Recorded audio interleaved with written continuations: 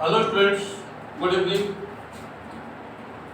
And today I will discuss the second lecture of this particular chapter, that is retirement or death of a partner. Part 2. Dear students, part 1 में इस chapter में कैसे आप new ratio या gaining ratio calculate करते हैं ये बताया गया है, और अकाउंटिंग ट्रीटमेंट गुडविल के लिए रिटायरमेंट या डेथ के केस में क्या होगा ये आपको पार्ट 1 में बताया गया। नाउ डियर स्टूडेंट्स, पार्ट 2 में सबसे पहले आज accounting treatment for revaluation of assets and liability ये आपको समझना है। Accounting for the revaluation of assets और लायबिलिटी। डियर स्टूडेंट्स, पहले भी बताया गया है admission of a new partner, चाहे उसके पहले आप एक और चैप्टर पढ़ चुके हैं, change in profit sharing ratio among existing partner. तो dear students, revaluation of assets and liability हमेशा हम बार बार बोलते हैं कि एक टॉपिक है, और आप सेकेंड चैप्टर यानी change in profit ratio among existing partner के फर्स्ट वीडियो में ही आप जान चुके हैं कि जब जब पार्टनरशिप फर्म का रिकंस्टिट्यूशन होता है और रिटायरमेंट और death of A partner is a condition of reconstitution, जब भी पार्टनरशिप फर्म का रिकंस्टिट्यूशन होता है तब एसेट या लायबिलिटी का रीवैल्यूएशन हो सकता है। तो जो अकाउंटिंग ट्रीटमेंट आप एडमिशन में पढ़े हैं या उसके पहले change in profit ratio among existing partner में पढ़े हैं, जो आप पुराने क्लासेस में पुराने चैप्टर में जाकर देख सकते हैं यूट्यूब पर, वही अकाउंटिंग ट्रीटमेंट यहाँ भी होगा। कहीं कुछ भी मतलब डेसिमल 0.0001% का भी कोई फर्क नहीं है। तो on the time of retirement या डेथ, जब भी एसेट या लायबिलिटी का रीवैल्यूएशन होता है, तो यहाँ भी वही चारों कंडीशन आएंगी। या तो एसेट का बैलेंस बढ़ जाएगा, या हो सकता है एसेट का बैलेंस घट जाए, या हो सकता है लायबिलिटी का बैलेंस बढ़ जाए या लायबिलिटी का बैलेंस घट जाए। तो वैसे ही आपको एंट्री पास करनी है। जैसे अगर एसेट बढ़ रहा है और इंक्रीज इन एसेट्स, अगर एसेट आपके बढ़ गए तो आपका एंट्री हो जाना है assets account debit to revaluation account. इसी तरह से अगर एसेट का बैलेंस घट जा रहा है और डिक्रीज इन एसेट्स, तो आपका एंट्री हो जाता है यहाँ पर revaluation account debit to assets. आपको पिछले भी क्लासेस में बताया गया है, क्योंकि आपको पता है कि एसेट का बैलेंस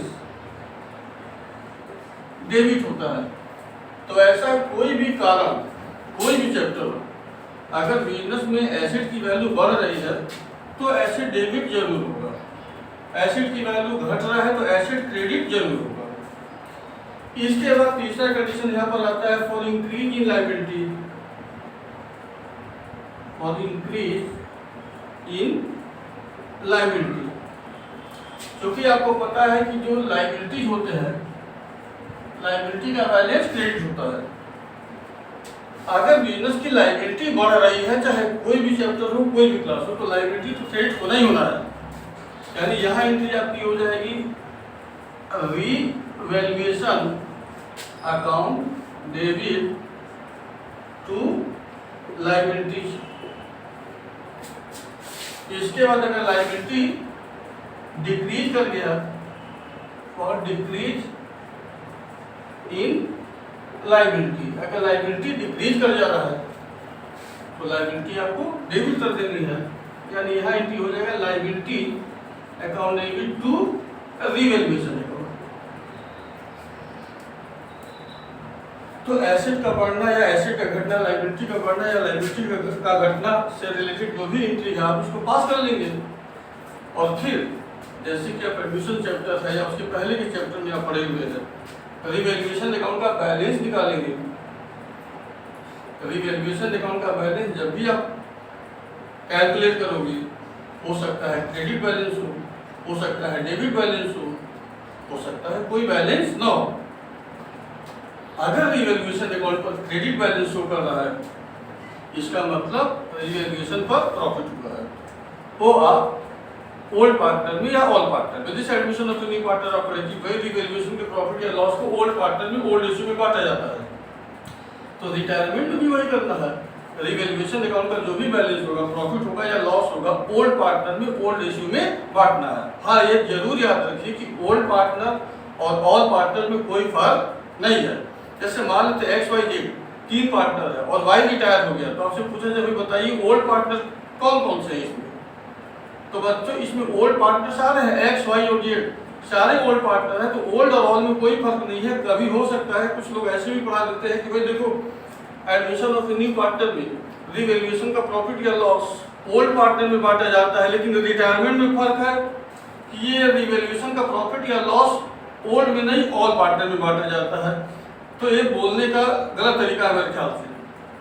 रिवैल्यूएशन अकाउंट का जो भी बैलेंस है, कोई भी चैप्टर आप पढ़ रहे हैं, ओल्ड पार्टनर में ओल्ड इश्यू में ही बांटा जाता है। हाँ, रिटायरमेंट में ओल्ड और ऑल में कोई फर्क नहीं है। तो ये रिटायरमेंट और डेथ ऑफ ए पार्टनर में पार्ट 2 में जो पहला टॉपिक आप पढ़े हैं वो है accounting treatment for the revaluation of assets and liabilities. इसके बाद जैसा कि आप एडमिशन ऑफ न्यू पार्टनर में भी कर चुके हैं और इसके पहले change in profit issue among existing partner वहां भी कर चुके हैं। On the time of retirement और डेथ और एडमिशन, और अगला चैप्टर जो पढ़ेंगे डिस्ट्रीब्यूशन, जो भी फर्म के बाद जो अनडिस्ट्रीब्यूटेड रिजर्व होते हैं या प्रॉफिट और लॉस अकाउंट के जो बैलेंस होते हैं, वो भी हमेशा याद रखिए ओल्ड पार्टनर में ओल्ड इश्यू में डिस्ट्रीब्यूट होगा, वो चाहे कोई भी चैप्टर हो। हम बार बार बोल रहे हैं रिटायरमेंट और डेथ में ओल्ड या ऑल में कोई फर्क नहीं है। तो हमारा जो अगला टॉपिक है इस क्लास का पार्ट 2 में वो है अकाउंटिंग और द डिस्ट्रीब्यूशन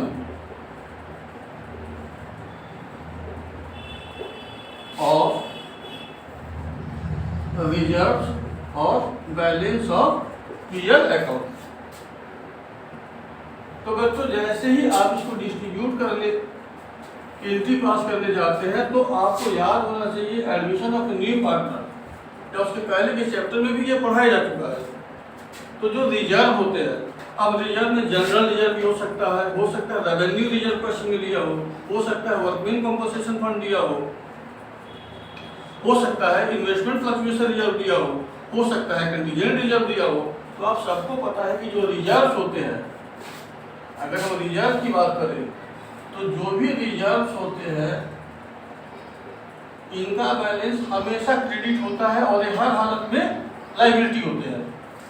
जबकि जो पीएल अकाउंट की बात करते हैं तो पीएल अकाउंट का बैलेंस क्रेडिट भी हो सकता है और पीएल अकाउंट का बैलेंस डेबिट भी हो सकता है। पीएल अकाउंट अगर बैलेंस शीट के लायबिलिटी साइड में दिया है, इसका मतलब क्रेडिट बैलेंस है, और पीएल अकाउंट अगर बैलेंस शीट के एसेट साइड में दिया है, इसका मतलब डेबिट बैलेंस है। और लायबिलिटी साइड में पीएल अकाउंट का मतलब होता है प्रॉफिट। तो जब भी रिजर्व या पीएल अकाउंट का बैलेंस डिस्ट्रीब्यूट करना होगा on the time of admission, retirement और डेथ, तो एंट्री आप पहले भी पढ़ चुके हैं। अब फॉर रिजर्व, जो आप रिजर्व बात रहे हैं या credit balance of PL account, जब इसको आप डिस्ट्रीब्यूट करोगे तो जो भी रिजर्व होगा उस रिजर्व को आप यहाँ पर डेबिट कर लेंगे। Reserve account debit, reserve account में यहाँ जनरल रिजर्व भी हो सकता है, कंटीजेंट रिजर्व भी हो सकता है, इन्वेस्टमेंट फ्लक्चुएशन रिजर्व भी हो सकता है, वर्कमैन कंपनसेशन फंड भी हो सकता है। इसको आप डेबिट कर लेंगे, क्योंकि जब इसको आप डिस्ट्रीब्यूट करेंगे तो इस रिजर्व को खत्म भी करना है। और रिजर्व का बैलेंस होता है क्रेडिट, इसको जब तक डेबिट नहीं करेंगे तब तक ये डिस्ट्रीब्यूट नहीं हो पाएगा। इसको डेबिट कर दीजिए। पीएल अकाउंट का अगर क्रेडिट बैलेंस है, यानी credit balance of PL account is just like balance of reserve account. इसको काटने जा रहे हैं तो इसको भी आप डेबिट कर लीजिए। टू यहाँ ओल्ड लिखिए चाहे ऑल, पार्टनर कैपिटल अकाउंट, और ये आपका हो जाएगा ओल्ड रेशियो।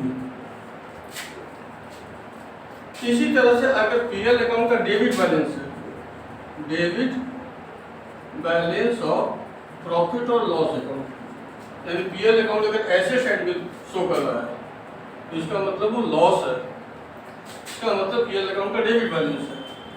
इसको जब आप पार्टनर पे डिस्ट्रीब्यूट करेंगे तो यहाँ एंट्री क्या हो जाएगा, क्योंकि पीएल अकाउंट का डेबिट बैलेंस है, इसको आप डिस्ट्रीब्यूट करने जा रहे हो तो पीएल अकाउंट में प्रॉफिट और लॉस अकाउंट क्रेडिट हो जाएगा, और यहाँ डेबिट होगा ओल्ड, आप बोलिए चाहे all, partner capital account debit to PL account. या हो सकता है कोई अदर फिक्टिशियस एसेट हो, जैसे एडवर्टीजमेंट सस्पेंस अकाउंट या केवल suspense account, then point to be always kept in mind कि debit balance of PL account is also an example of fictitious asset. तो जैसे आप इसकी एंट्री कर रहे हैं debit balance of PL account, उसी तरीके से एडवर्टीजमेंट सस्पेंस अगर है तो वहाँ भी एंट्री हो जाएगा ओल्ड या all partner capital debit to advertisement suspense account, और ये आपके होते हैं ओल्ड रेशियो भी। तो डियर स्टूडेंट्स, इस क्लास में आपको दो टॉपिक बताया गया है कि on the time of retirement और डेथ जो एसेट और लायबिलिटी के रीअसेसमेंट अगर हो रहा है, रीवैल्यूएशन हो रहा है, तो उसका अकाउंटिंग ट्रीटमेंट क्या होगा, ये आप पहले एडमिशन में भी पढ़ चुके हैं, एज इट इज आपको वही करना है। और accounting treatment for the distribution of balance of PL account और बैलेंस ऑफ रिजर्व अकाउंट। अब नेक्स्ट वीडियो में हम लोग इसके आगे का टॉपिक पढ़ेंगे, जैसे accounting treatment for sale of assets या accounting treatment for repayment to liabilities. इसके बाद कैपिटल अकाउंट को कैसे क्लोज और बैलेंस करेंगे, और फिर पार्टनर लोन के बारे में, और इसके बाद डेट वगैरह, ये टॉपिक आपको आने वाले क्लासेस में बताए जाएंगे। Thank you students.